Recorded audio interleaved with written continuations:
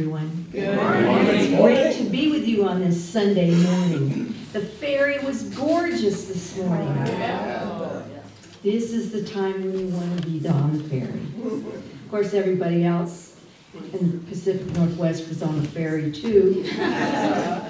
Well, we just blessed them. We just blessed them. How are you? Are you good? We're better now. Well, we'll see. I'll check back. When I was here a couple of weeks ago and we had the prosperity workshop, so a lot of you were there. We had like 12 people or something. It was a really wonderful afternoon. It was great to be with you. And we were talking about prosperity, and we started with the perspective of one of my favorite Unity teachers, who is Ernest Wilson. There are a lot of good Unity teachers. I don't know if you're aware of that Unity itself, it's not just an alternative to everything else. Unity principle is real, and it's powerful. It's powerful. It's tools that were given to us by the divine to allow our lives to work, to really work. And you'll notice that Unity doesn't give you a rule book. Have you noticed that? They don't. You know why? Because Unity, and the folks that have been a part of Unity since it began, understand that we are the divine in expression. We come in barcoded as the divine, and therefore we come in with a connection to the all that is. And so the answers are all available to us from inside. And so there is no need to give you a rule book. Now, some people, that's bad news. Some people want the rule book. Here, just tell me the rules. But we can't do that here, because we understand that it's a choice, that we have to choose whether or not we're going to be open to the truth of us as God in expression, as to be a vehicle or a vessel for the divine to express through us. That we understand that life isn't happening to us, it's happening through us. Yeah. So yes, that gives us responsibility, doesn't it? And it also gives us amazing power if we're willing to use it. And that's what Unity is all about, is helping us understand the power and giving us tools to make use of that power. Not to tell us what to do, but to say, here, these are tools that are available to you. And there have been wonderful Unity teachers down through the ages that have pointed at those tools. And Ernest Wilson is one of my favorites. And I think I've told you about him before, haven't I told you about him? About how he used to be on Betty White's show? Did I tell you that? Way back in the day, of course I know none of you were here then, but back in the 60s, Betty White, you know Betty White, the actress, she used to have a talk show in LA. It was like a daily talk show. And one of her favorite guests was Ernest Wilson. And the reason was he came on and he would talk about Unity principle, you know, how the power of our thoughts and how we can change our lives by what we're holding as true and all that. And she just loved this idea, and so she had him on a regular basis on the show. And so consequently, he had a congregation in LA. It was nothing for him to get 1,000 people on a Sunday morning. He was very well loved, and he was a wonderful teacher. And there's a lot of his talks and lectures online, so you can find them. He did a lot of writing with Unity, and there's a whole series of his teachings called the Master Classes. And if you just Google Master Classes Ernest Wilson, you will find them. Just basic Unity Metaphysics 101. For me, I call it ice cream because it's really sweet stuff. And this is my favorite book by his, and you can see it's kind of old. It's called The Great Physician. And the masterclass lessons first appeared in 1935, went through 2 printings, and then in 1945, it was revised and retitled The Great Physician. So that's when this was published in 1945. Isn't it interesting how these days 1945 seems like, centuries ago. Well, now they talk about the 80s like, it was forever ago. Like, you look at the 80s and you think it's going to be in black and white or something. Have you noticed that? Anyway, I digress. One of the things we mentioned when I did the workshop a couple weeks ago, it was Ernest Wilson who did the quote about that just as our ability to breathe depends on our lung capacity, how much air can we hold, controls our ability to breathe. Remember that when we were talking about that? Just as that is so is our prosperity. The prosperity that we experience in life depends on our capacity to receive it. Do you get that? Yeah, that was Ernest Wilson who said that. So anyway, I was looking at this wonderful book, The Great Physician, at the time that I was preparing that prosperity workshop, and I came upon this and I thought, I just have to share this stuff.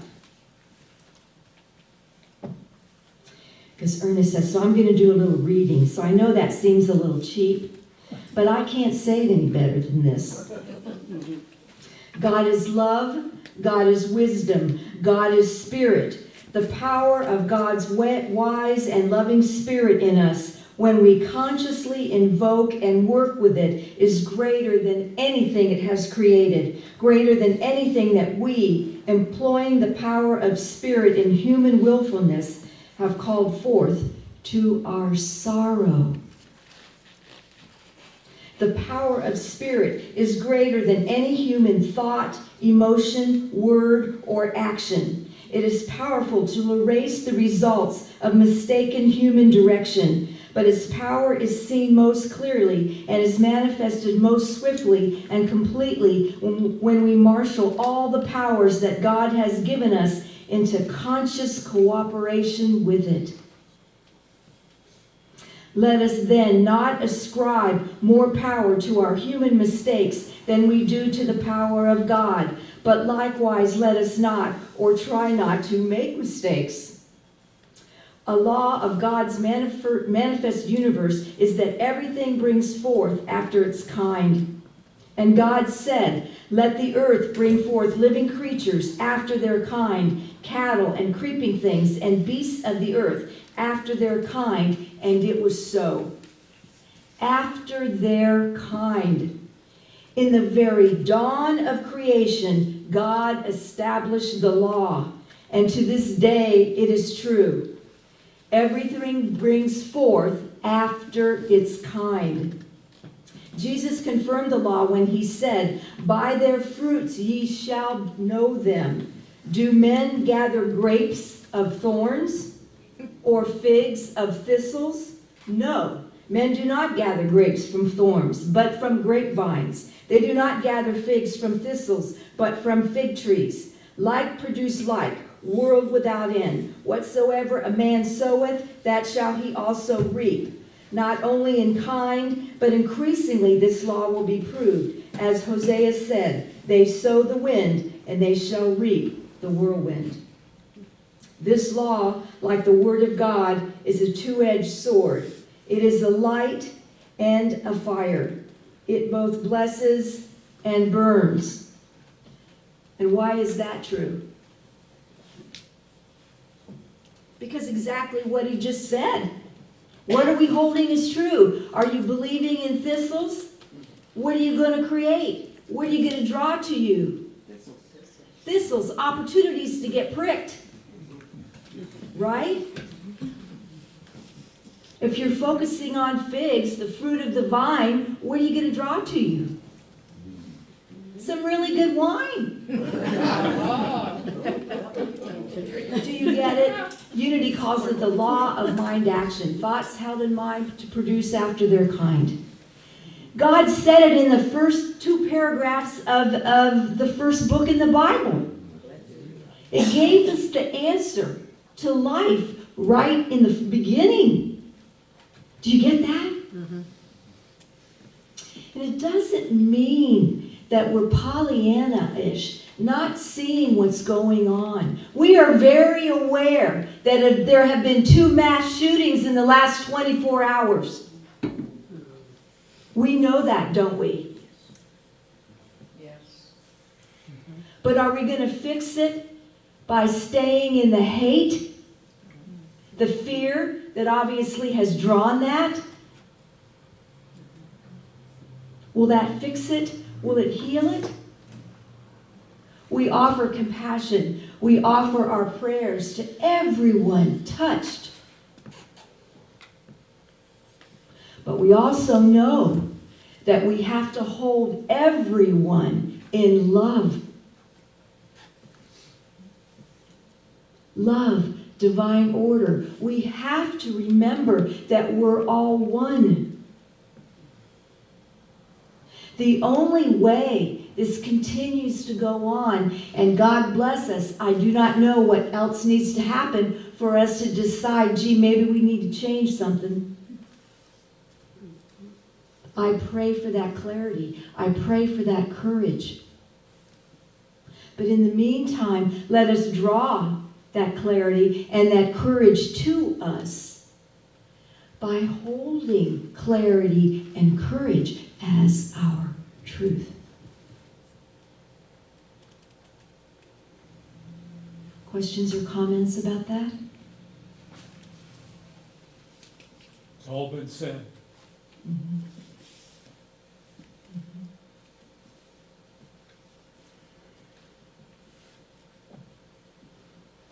Ernest says, oddly enough, we seem to have stressed the bad effects of mistaken thoughts more than the good effects of well-chosen ones.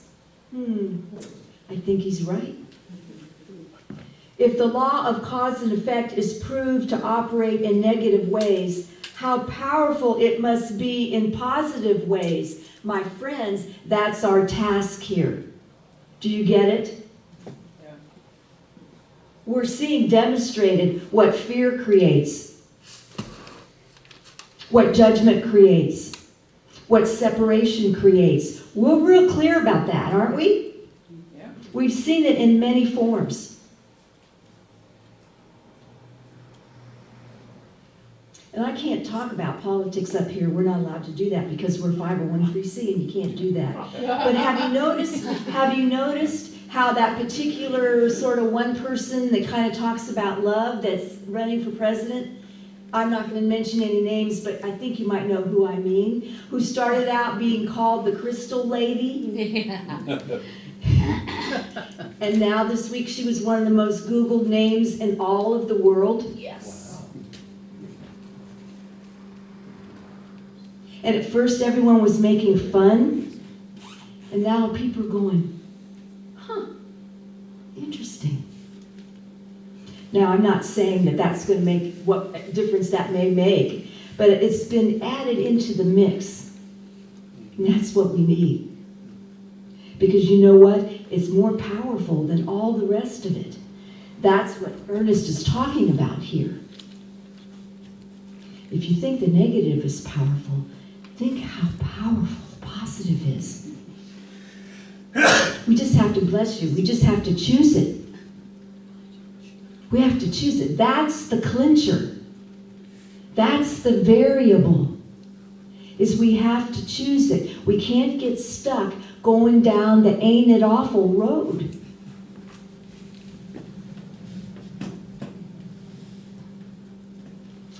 Ernest says, let us then gird ourselves with incessant affirmatives. The same law by which we may have worked ourselves into a quagmire of troubles can surely bring us safely, triumphantly out of them. Once we become thoroughly convinced that this law, and not chance, has operated in our life to bring about unpleasant results, we have at our command a power that can, I believe, raise us to our heights. By changing our thoughts and feelings, we change our world. We need to lay hold upon the positive power of the Christ mind. We need persistently, patiently, steadily to pour into our life the ingredients that we want life to return to us, and it will do so. Everything brings forth after its kind. I just got the image in my mind. For those of you that were here back then, do you remember the image? I believe this was during the Vietnam War. Do you remember the image of the soldier with the rifle and a flower child comes up and puts a daisy into the barrel of the gun? Remember that? Ooh, gives me chills. Maybe we need to see all the guns to become vases for flowers, bud vases. I had an experience a few years, I didn't know I was going to say this, but a few years back, when I was still living down in Ashland. Of course, Ashland is woo-woo central, if any of you know. And so whatever the current spiritual thing that's going along, Ashland gets into it completely. And so for a period of time, one of the really hot things to do there were the men's were doing the hula. I bet you didn't think I was going to say that, did you? It was shocking at the time. Anyway, the men started doing the hula. And the reason is somebody went to Hawaii and they took a class and they really liked it. And so they came back and they told me about this video that was on YouTube. And it was about this whole group of men. I don't know how many there were, maybe 35 or more men that were standing in a group, and they were all doing the hula together in this beautiful music, and they were all doing it. And I'm looking at this video, and what I started to see, where my mind's eye went, was all these soldiers, their uniforms. Their soldiers' uniforms and their military stuff and the weapons and everything all just got dropped. And they were doing the hula, which was transforming that energy. And I just started to weep. I mean, it was just incredible. And so I thought, wow, this is just so wonderful. It was like all this was being healed. And I didn't even understand what all was being healed, but I could tell that's what was happening. It was so powerful. And so it was this opportunity, just one little small opportunity, of which there are continuous if we are paying attention, for it to get changed, to get transmuted, to get transformed, to move beyond, to get lifted up. And we don't need to know how. My goodness, it could be the hula. Who knows what it is? It's not ours to decide how. And that may be where we get stuck, because we think we need to know how, and we don't. Do you get that? We don't need to know how. We just need to choose that what we want is the transformation, is the healing, is the lifted up. That's what we want.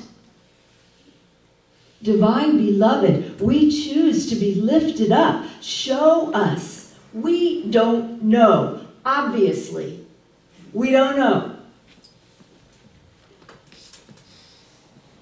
But we choose. We choose to be lifted up. And for all who are suffering because of the choices made in fear and hate, because we're all one, you and I together can choose to be lifted up, to heal it, to transmit it, to transform it on the collective. Do you get that? Can you feel that? Questions or comments? Make sure that there's a flower for every rifle. Yes. Yes. And you can choose whatever kind of flower you want. And there are plenty of flowers. I promise you, we've got more flowers than we do barrels of guns. Right? Hallelujah. So you choose whatever flower you want. You can do a whole array. How about some of those, what is it? Have you seen this year any of those great big dahlias? What do they call them? Dinner plate dahlias? Oh my goodness. We'll put those in the assault weapons. How about that?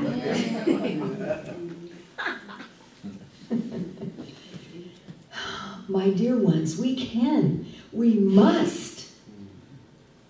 Because we're painting ourselves into a corner. Do you see that?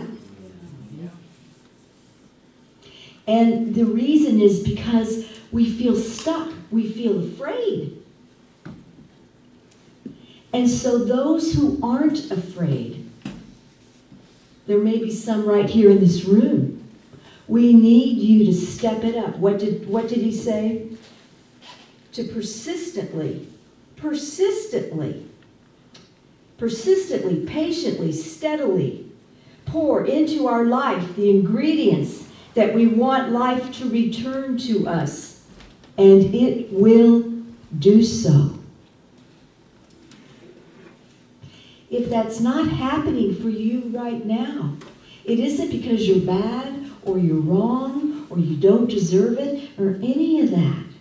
It's that you just need to turn up the persistent, patiently, and steadily. And make sure that the patiently, persistently, steadily you're doing is not the negative. We all know how to do that, right? And what are you thinking at 2 o'clock in the morning when you can't sleep? Are you persistently, patiently, steadily pouring positive?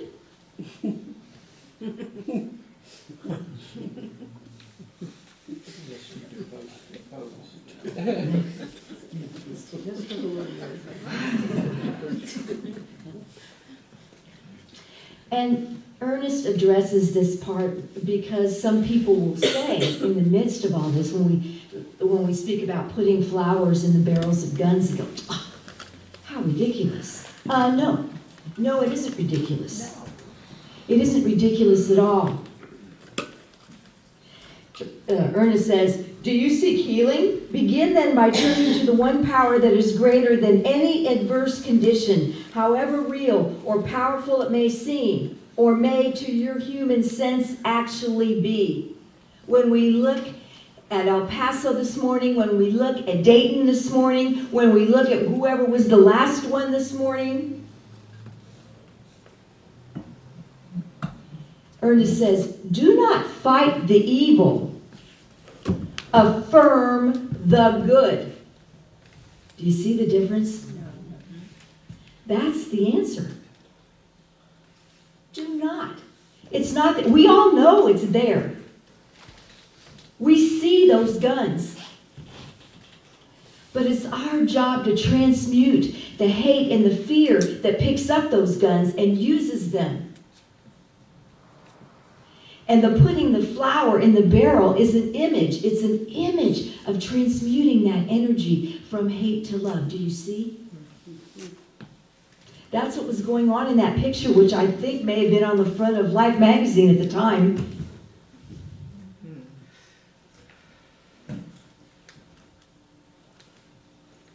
Do not fight the evil. Affirm the good. Your demonstration of results will be in proportion to the strength and thoroughness of your desire and of your persistence.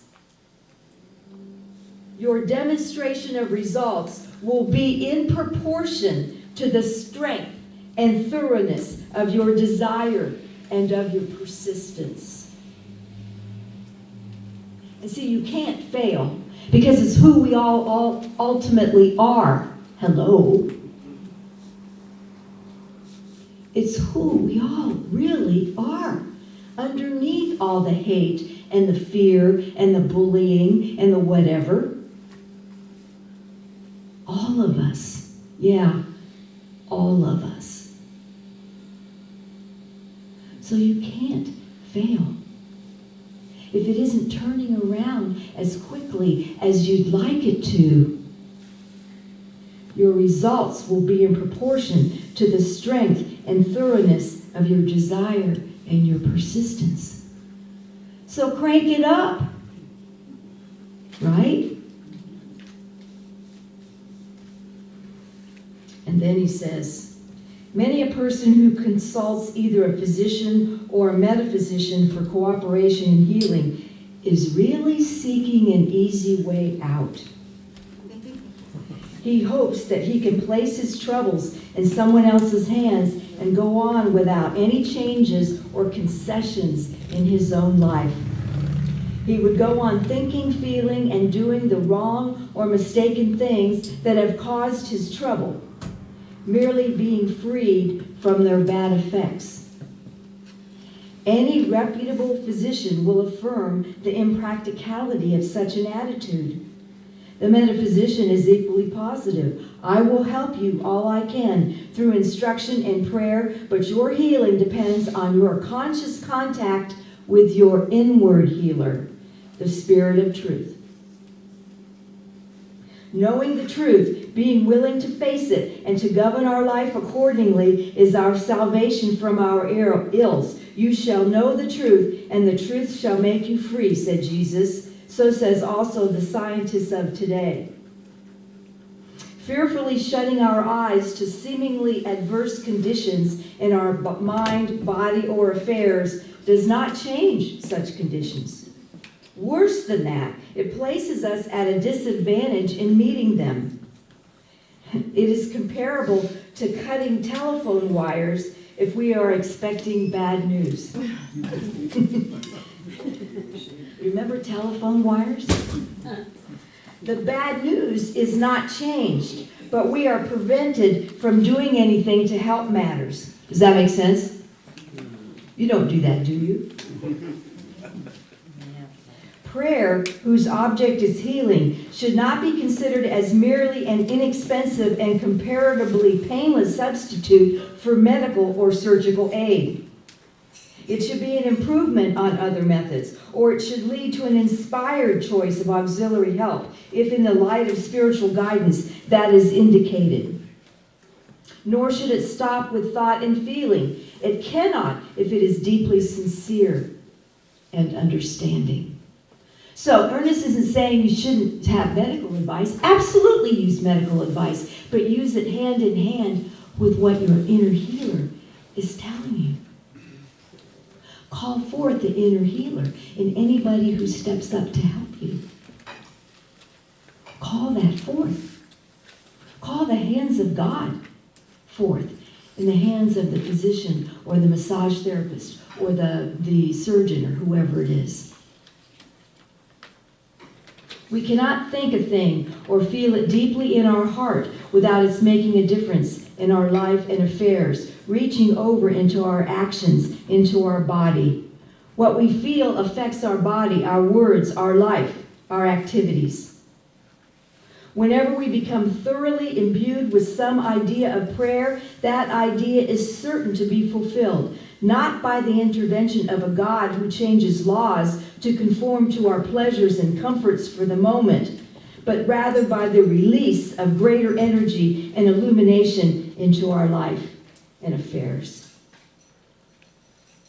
Questions or comments about any of that? Do you get it? You see, this is not a time to be in despair. The despair that's out there is telling us how much it is time for us to be in joy. Bringing joy into the moment. We're talking about climate change. We're living climate change now, are we not? And it's easy to get scared because the folks that are the ones that can make a difference aren't doing anything about it. Right? Right. So, get involved, yes. Write checks, yes. Do whatever you feel you need to do to be showing up. Absolutely. Yay, go. But also give equal time to being in nature, loving the trees, loving the water, loving the four-leggeds, loving the birds, being grateful for our crystal clear air, being grateful, hug the trees, pour your love onto this nature. Thank you, warm sun. Not too warm.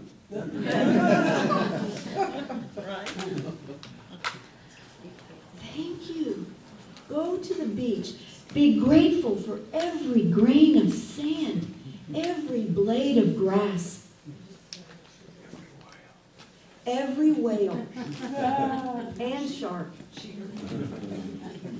Indeed. Yes. Do you get it? Immigration is an issue in our lives that we're having a difficult time getting to the truth about. We need to do that. This is not the time to go to fear and judgment. It's the time to love one another. To accept one another. To forgive one another. To reach out to one another. If they don't hug, shake their hand. Smile. Be welcoming. Even if they're neighbors you've lived next to for 40 years. Do you get what I'm saying?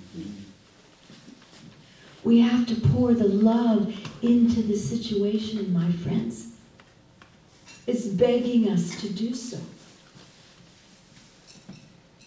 It's how we're going to write this. And we're meant to write this. It's why we're here. Don't throw up your hands and I don't know. You do know. Get busy. Any questions or comments? This is one of the, I call them the dessert cards from the Course in Miracles. I've said it before, but I love it. I can always choose to look at things differently. It's my choice. It's total. That's the whole thing. It's That's the my variable. That's the. Oh, I don't want to use that word. The wild card. The Joker. You know what card I didn't. What name I didn't use. That's it. The choice. The choice. The choice is the variable. The choice is the thing. We have to make the choice. That's it. Again and again and again If it takes 1,000 times in a day, and again. 1,001. Yeah. Mine. And so that's it. And that's what our dear friend Ernest Wilson was sharing with us. And I thought you'd want to hear it. Because we need to keep reminding each other. We need to keep reminding each other because it's really easy in the world if you look at anything for 1 minute or 3. It's like, oh, woo, right? So instead of, maybe you do your for, a second and then get on to pouring love on it. Just like you're pouring syrup on your pancakes. Pour love all over it, and especially on the bullies, on the ones who look like they're causing the trouble, on the ones who look like they're the stopper in the flow. Pour it there especially. Give them an extra bottle of syrup. And again, it's not about being in denial. You know exactly what's happening, right? You're about the healing. Okay? Okay, that's heavy stuff. Let's take, we better do a groan or two, I think. That's groan worthy, don't you think? So I'm going to count to 3, and on 3. So while we're doing 1 and 2, just be taking that breath in, just taking it in, and take all the frustration and the fears and doubts and the tiredness and all that, and on 3. 1, 2, 3. That's pretty good. One more time. 1, 2, 3. Okay, now let's do a little deep breathing. This means that you're breathing with your toes. First your knees and then your toes, so just keep it going. Deep breathing. Just remembering that it is your breath. That's the first tool the divine gave you when it came into this life. Your reset button. Your reboot.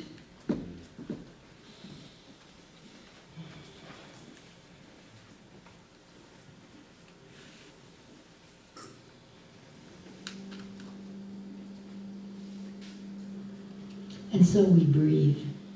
Breathing and allowing and understanding that it's our choice. We sit at the fulcrum of the healing right here, you and I. The tipping point is very small. It's 2 to 5%. That's really small. And we can be a part of that 2 to 5%. It tips us over into the love. That tips us out of the barrel into the flower garden. And so what kind of flower is yours? What flower are you going to use to represent that love? That healing? How many do you want? How many can you see? Are they all one color? Are they different colors? Are they changing colors? Oh, what kind of fragrance do they have?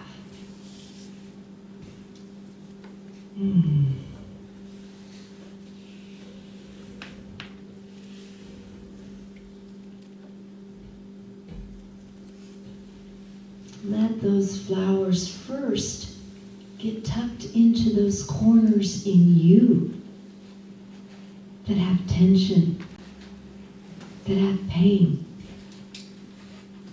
doubt, fear.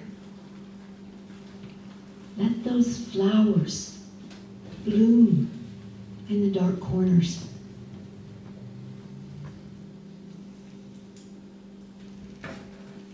You cannot call forth love with a fearful heart. So the work starts right here, inside.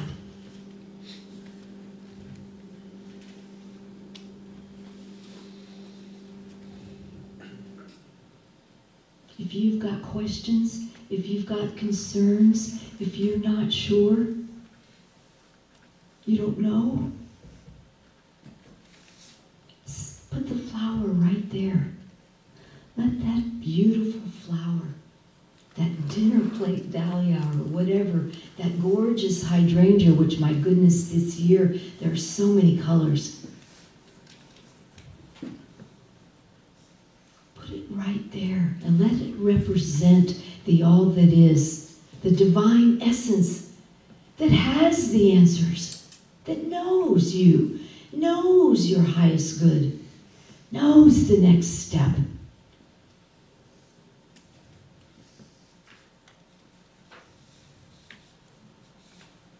Let every time you see those amazing flowers out there blooming, crazy blooming in August, that every time you see them, you hear, I've got you.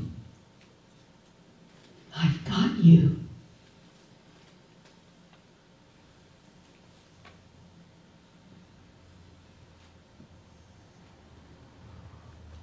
I've got you.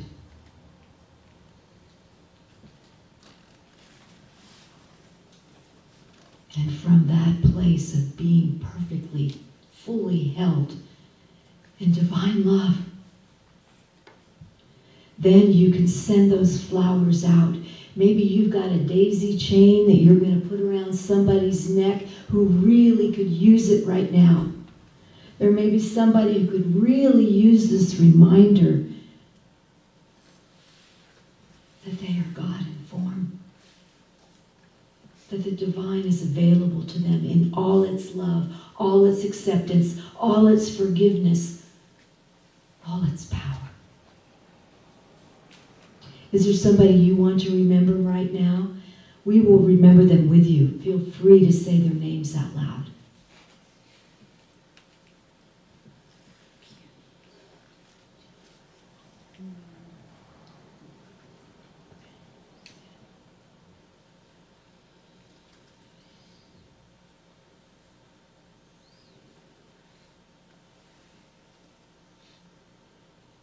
For all those we mentioned, for all our brothers and sisters in this community, in this area, in this city, in this state, in this country, in this world, on this planet, in this universe.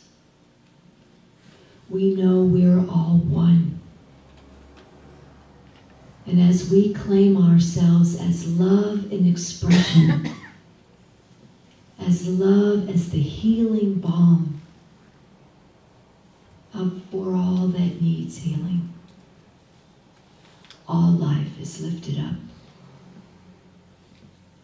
And for this reminder, we are grateful.